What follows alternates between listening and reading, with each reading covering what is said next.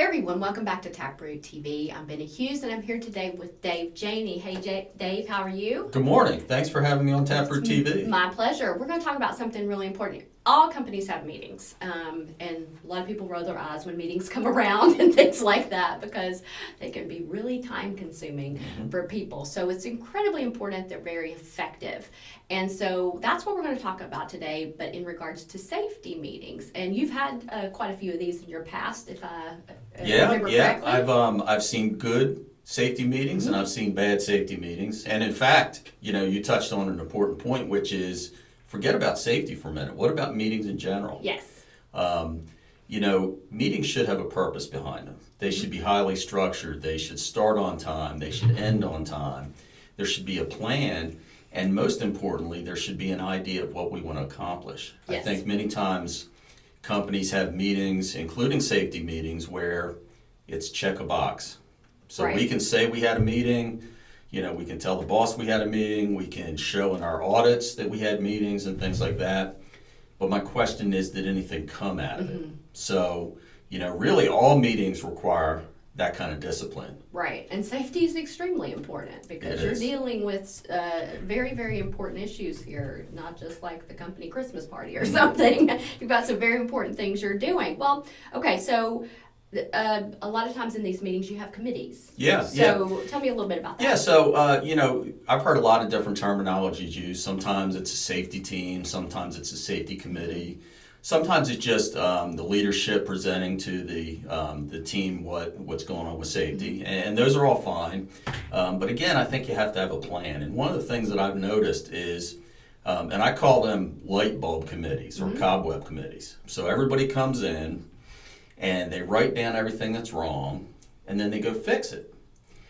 But that's not really the way a safety committee or a safety team should function. I mean, if there's a light bulb out, which of course it's not safe if the lights are out, right? Right. But that should be fixed by maintenance. That should be part of our process. We shouldn't wait till the weekly safety meeting to decide we need to change the light bulbs. And that's a good point. And so I've really seen situations where everybody shows up, they don't really have a plan, they throw out a few things that are wrong. Just kind of brainstorming. Yeah, and then they go fix them, and that really should be included in your normal everyday process. They go out and clean up the warehouse. Right. Well, that's a janitorial function. It's not a safety committee function. Yeah. So I think, you have to be highly structured in how you put together your meetings. Okay. You have to have a good facilitator. You have to have a plan. You should have a charter. You should have a written charter of how your team performs. What does management want out of the team?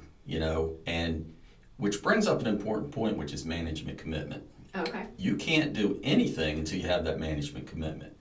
Because I've seen times where, the employees, they don't show up. Oh, my boss wouldn't let me come. Well, that's not good. Because everybody else is waiting, and now this person can't make it. Or they come and they say, and the boss says, make sure you get back on time, which is good. We want them to be back on time, but it's just that insinuation. It's that insinuation that the meeting's not really important. Yeah, there's a whole lot of things. So, management has to dictate the importance of the committee and also really commit to pulling people off the floor to be able to go to these meetings. So it really starts with management. That is very important.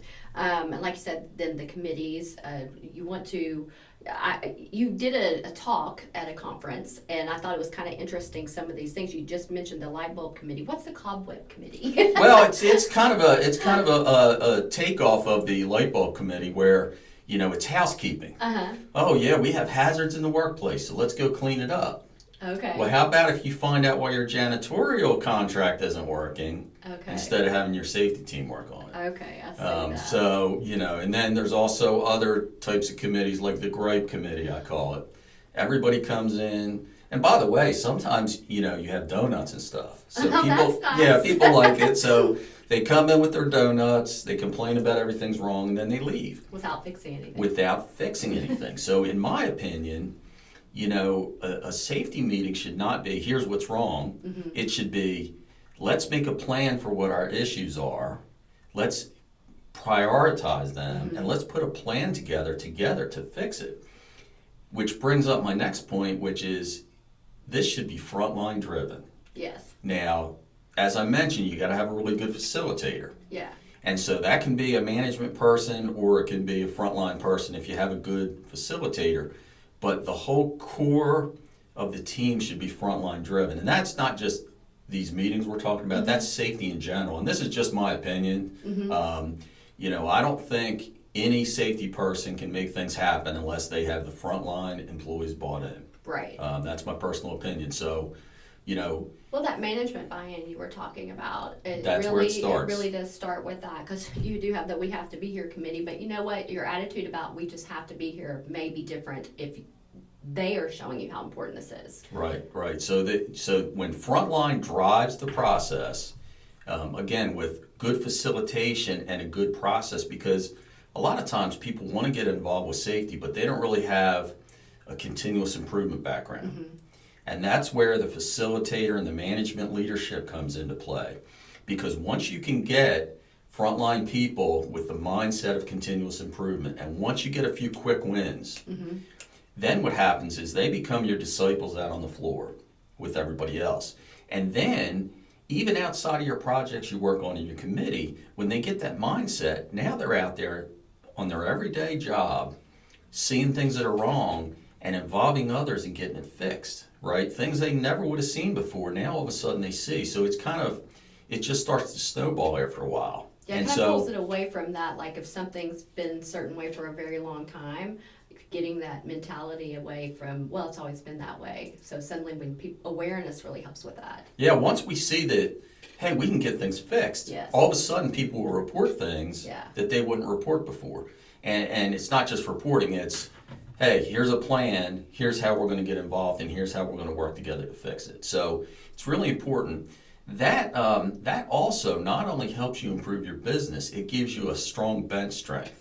So when your safety manager leaves, there's somebody that can step in. Oh, that's a really good point. Yeah. Yeah. So your frontline supervision, your frontline employees, that's your safety team. It's not the safety manager. Right. The safety manager is a valuable resource and can be a great facilitator and a great person to drive that message. But you've got to have frontline employees involved, and you've got to have a structured process. You've got to have a goal of what you want to accomplish. Well, those are good points about how to make one successful. There's ways to make them fail. And so yeah, a lot of these things you're talking about, you just take those and put them in reverse, and suddenly you can have a mess on your hands. And this is all too important. All the topics that are involved in this, they're just way too important. So how do you form your team? Well, first of all, you have to be really thoughtful about who needs to be on the team. Yeah. And that's another thing. I've seen people times where, okay, let's take the guy that got hurt and teach him a lesson and put him on the committee. So it's almost punishment. Fun. Yeah. But it should be people who really want to get involved. Yeah. A lot of times, I remember when I had my first supervisor's job, I had 110 employees, and 100 of them I never heard from. They were fine. 5 of them were a problem, and then 5 were really great, but they took up a lot of time because they had a lot of ideas. Those are the ones that you can really latch onto. You can harness that great energy and pull them in. They can be great disciples for your safety message. So if you can get the right people involved, get that team structure, I suggest a written charter. I really do. And so, for example, when you start the team, it's going to take some time to get things really going. And so maybe it's okay at that point to have the safety manager as the chair, for lack of a better term, of the team. But after you get a few quick wins under your belt, you should start to rotate that chair around. I have found that to be very successful. Yes. After 6 months or a year, you rotate that chair. Now, the safety manager may be still there attending the meetings, but now they're a person attending. They're not the leader. You have a frontline person leading that team. They put in their year. The next person comes in. They love it because it empowers them to fix problems. Sure. It's a great thing for them to put on their resume. And then I also mentioned the bench strength before. Yeah. So, Well, you it don't really want... creates buy-in to the meeting, too. Yes. To know that you're going to eventually be the person that leads this. You're going to be listening better. Well, how can I improve this next year? Absolutely, absolutely. And so it's kind of like compound interest. You have to make that sort of small investment in the beginning, and it's not going to happen overnight. You can't just say, hey, let's have a safety team, and all of a sudden it's real successful. It's going to take some time. You've got to get it formed. You've got to get the buy-in, and you've got to keep it going. Those quick wins are extremely important because, you've probably seen situations, maybe not safety, but anything. We start something up, we never follow through, and all of a sudden it becomes that flavor of the month. Right, and then people don't take it seriously because they're like, well, nothing's going to come of this, so why do I need to put a lot of energy into it? A lot of the things you're saying also, the way you're talking about setting it up with the committees and the charters and things like that, and the rotation of the people who lead it, that's really helpful for succession planning. Because like you were saying, if that person leaves, you've basically got a functioning organization that's sitting there that's taken seriously.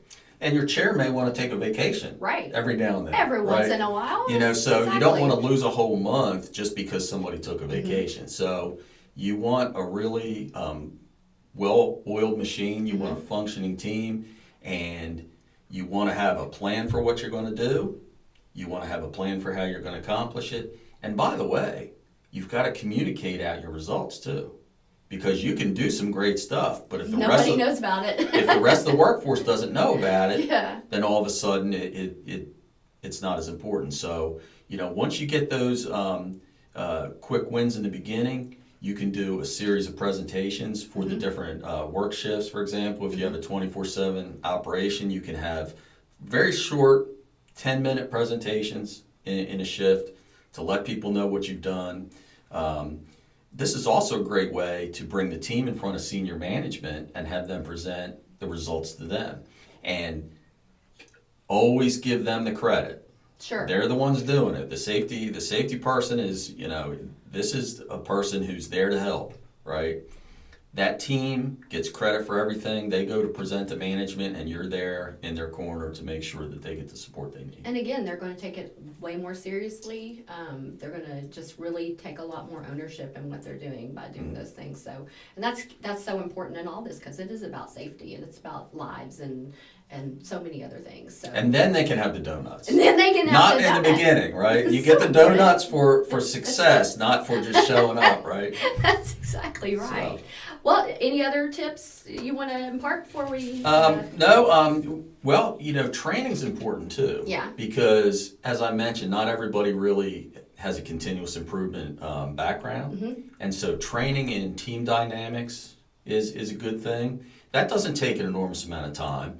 But training in continuous improvement techniques, that's going to take a little bit of an investment on the company's part. But I was going to say, well, how do they get that type of training? Well, you have to put it together. That has to be part of your kind of forming the team situation. So, hopefully you have somebody on your staff in the quality department or the safety department or the training department that can put together, a pretty quick continuous improvement, training program. Plan, do, check, act.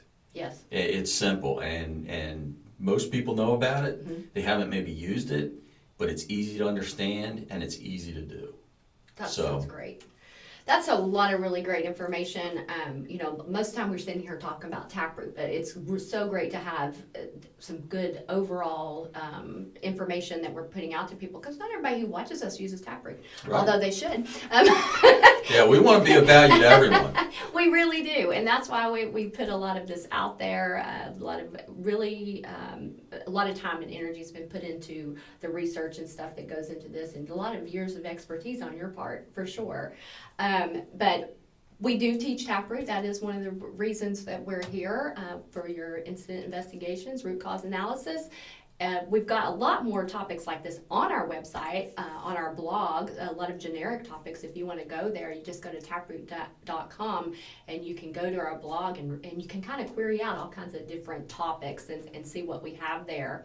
We do want you to follow us on all of our social media platforms and you can get more of this type of information. And we have our upcoming summit that will be here March 9th through the 13th. So kind of, if you're not getting information on some of this stuff, sign up for our newsletter on our website, and that way you'll get notified of all the things that we have coming up. So Dave, thank you so much for joining me today. Thanks for having me. I appreciate it. Always such good information. You have such experience that it's so appreciated. Well, thank you all for joining us, and we'll see you back here next time. See you next week.